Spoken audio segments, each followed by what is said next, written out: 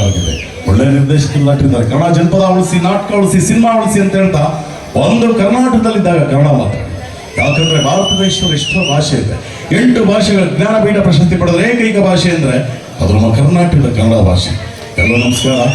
ಅಣ್ಣವರು ಒಂದು ಸ್ಟೈಲ್ ಮಾಡ್ತಾ ಇದ್ದಾರೆ, ಬಹಳ ಸಂತೋಷ. ನಿಮ್ಮ ಟೊಪ್ಪಿಗೆ ಎಲ್ಲ ಬಹಳ ಚೆನ್ನಾಗಿದೆ. ನಿಮಗೂ ನೆಕ್ಸ್ಟ್ ಸ್ಟೇಜ್ ಕೊಡ್ತಾರೆ, ಅದು ಸ್ವಲ್ಪ ತಗೊಳ್ಳೋದು ಕಡಿಮೆ ಮಾಡಿ. ಒಳ್ಳೆಯದಾಗಲಿ. ನಮಸ್ಕಾರ.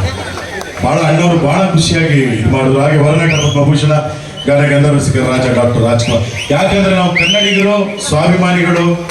ಯಾಕಂದ್ರೆ ಇಡೀ ಪ್ರಪಂಚದಲ್ಲಿ ನೀವೆಲ್ಲೇ ಹೋಗ್ರಿ, ಬೆಸ್ಟ್ ದೇಶ ಅಂತಂದ್ರೆ ಭಾರತ. ಭಾರತದಲ್ಲಿ ಬೆಸ್ಟ್ ರಾಜ್ಯ ಅಂದ್ರೆ ಅದು ನಮ್ಮ ಕರ್ನಾಟಕ. ನೀವೆಲ್ಲಾದ್ರೂ ಹೋಗಿ ಬನ್ನಿ. ಅದರಲ್ಲೂ ಈ ಬೆಂಗಳೂರಿನಲ್ಲಿ ನೀವು ನೋಡ್ರಿ, ಎಲ್ಲಾ ಭಾಷೆಯವರಿದ್ದಾರೆ. ಎಲ್ಲಾ ಭಾಷೆಯವರಿದ್ರು ಆರಾಮಾಗಿ ಬದುಕ್ತಾ ಇದ್ದಾರೆ. ಅಷ್ಟು ಚೆನ್ನಾಗಿರೋದು ನಮ್ಮ ನೆಲ. ನೀವು ಬೇರೆ ಊರಿಗೆ ಹೋಗಿ ಒಂದು ಅಂಗಡಿನ ಓಪನ್ ಮಾಡೋಕ್ಕಾಗಲ್ಲ, ಬಹಳ ಕಷ್ಟ. ಒಂದು ಊಟ ಸಿಗಲ್ಲ. ಇಲ್ಲಿ ಯಾರು ಏನು ಅಂತ ಕೇಳಿದೆ, ಅದಕ್ಕೆ ಕರುಣೆ ತೋರು ನಾಡು ಕರುನಾಡು ನಮ್ದು. ಎಲ್ಲರನ್ನೂ ಕರೆದು ಕಾಪಾಡುವಂಥ ಕರ್ನಾಟಕ ನಮ್ದು. ಇಲ್ಲಿರುವಂಥ ನಾವೇ ಪುಣ್ಯವಂತರು. ಅದರಲ್ಲೂ ಬೆಂಗಳೂರಿನಲ್ಲಿ ಇರುವಂಥವ್ರು ಪುಣ್ಯವಂತರು. ಸುಮ್ಮನೆ ಹೋಗಿ ಒಂದು ಅಂಗಡಿ ಮುಂದೆ ನಿಂತ್ಕೊಂಡ್ರೆ 500 ರೂಪಾಯಿ ಕೊಡ್ತಾರೆ. ಬೇರೆ ಯಾವುದ್ರಲ್ಲೂ ಕೊಡಲ್ಲ. ಬೇರೆ ದೇವಸ್ಥಾನಕ್ಕೆ ಹೋದ್ರೆ ನಮ್ಮ ತಾವೇ ಕಿತ್ಕೊಂತಾರೆ ಬೇರೆ ರಾಜ್ಯದಲ್ಲಿ. ನಮ್ಮಲ್ಲಿ ಬಂದ್ರೆ ಉಡುಪಿ, ಮಂಗಳೂರು, ಧರ್ಮಸ್ಥಳ ಎಲ್ಲ ಕಡೆ ಫಸ್ಟು ಊಟ, ಹೊಟ್ಟೆ ತುಂಬ ಊಟ ಮಾಡಿ, ಸ್ನಾನ ಮಾಡಿ, ಲಾಡ್ಜ್ 50 ರೂಪಾಯಿ 100 ರೂಪಾಯಿ ರೂಮ್ ಕೊಡ್ತಾರ್ರಿ. ಅಂಥ ಊರು ನಮ್ಮದು. ಬೇರೆ ಕಡೆ ಎಲ್ಲ ಕಿತ್ಕೊಂತಿದ್ದಾರೆ. ಅದರಿಂದ ಕರ್ನಾಟಕದಲ್ಲಿರೋ ನಾವೇ ಧನ್ಯರು ಅಂತ ಹೇಳ್ತಾ ಹೊರನಟ ಡಾಕ್ಟರ್ ರಾಜ್ಕುಮಾರ್ ಅವರ ಧ್ವನಿ.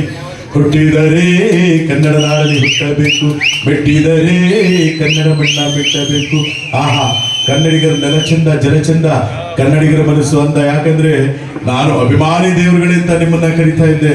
ಆ ಅಭಿಮಾನಿ ದೇವರುಗಳು ನೀವು ನಮ್ಮ ಪುನೀತ್ ರಾಜ್ಕುಮಾರ್ನ ದೇವರು ಅಂತ ಹೇಳಿದ್ರಿ. ನಾವು ದೇವರಲ್ಲ, ನಾವು ನಟರು.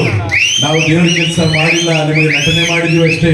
ನಿಮ್ಮೆಲ್ಲರ ಚಪ್ಪಾಳೆ ನಮ್ಮ ಕನ್ನಡ ಚಿತ್ರ